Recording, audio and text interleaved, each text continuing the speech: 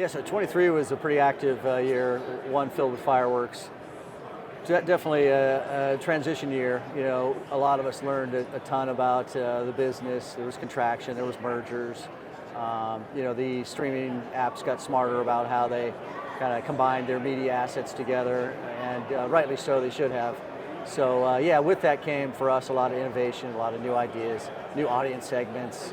You know, working closely with our partners on a more succinct targeting effort when it comes to media and marketing and the way that we ran campaigns. So in large part, the streaming apps, the tune-in business, the gaming vertical, all of what kind of rolls up into gaming was in flux. You just take things like time spent in front of the TV when there's not a lot of new content watched, and how those audiences evolve and change and shift, and really in some sense following that bouncing ball was a lot of what we did in last year. And that's played well for us as we start off the year. I think we're in a better place, setting up first, second quarter to be, bringing back the business after the strike. So we're hoping for a strong mid-season with the tune-in business, and then of course the streaming apps that follow suit with that.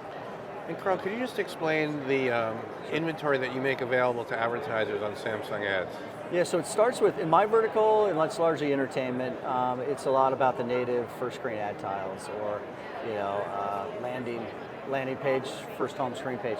So that is, like, in a sense, the last click before you lose a customer to a large streaming app. So, we sell those in roadblocks and audience takeovers. We sell impression-based, audience-driven campaigns. So it starts with the native ad tile business, which, many pockets of that throughout the UI. We can sell them inside a gaming experience, inside our gaming hub. We sell it inside our APG banner ad and our fast service, Samsung TV Plus. We sell it inside our own, accumulated content recommendation engines and suggestion areas. So universal guide, that's another area. So it's a lot about the multiple touch prong approach, marketing inside the native. In suit, followed by our CTV inventory, so that's our fast service, Samsung TV Plus, and then SCN, which is Samsung's network. Karl, what do you see in terms of, there's so much choice.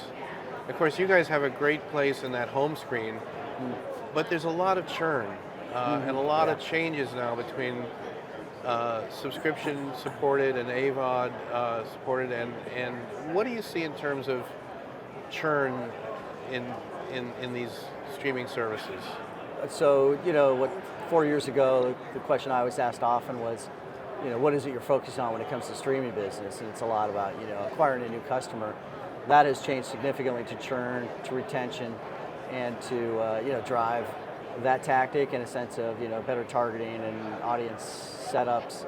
Set up the campaign before the campaign starts, getting the audience right, getting the creative assets right, the deep link to the app, to then optimizing the campaign during the flight, to then the post-campaign analysis. So that's a lot about lapsed users of a particular app. On average, there are 5 to 6 apps used at any given time. When you think about linear networks, there's usually 12, 15 networks that people watch, and that's about it. So that's just following suit to the experience overall. And so churn is a big part of today's conversation.